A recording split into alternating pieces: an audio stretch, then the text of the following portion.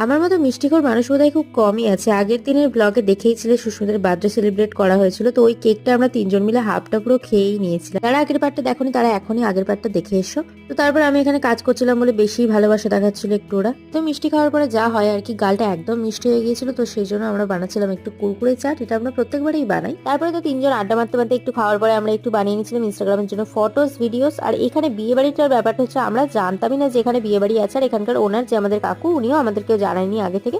প্রথমে একটু অকওয়ার্ড লাগছিল, তারপরে ঠিক হয়ে গিয়েছিল। তারপরে একটু ব্যাডমিন্টন খেলছিলাম আমরা এখানে। তারপরে তো তিনজনেই ক্লান্ত হয়ে একটু গল্প করছিলাম। আর বিকেলের দিকে পুচকুটা এখানে এসেছিল ঘুরতে। ফুলটা দেওয়ার পরে যা বুঝলাম, she also had love guys.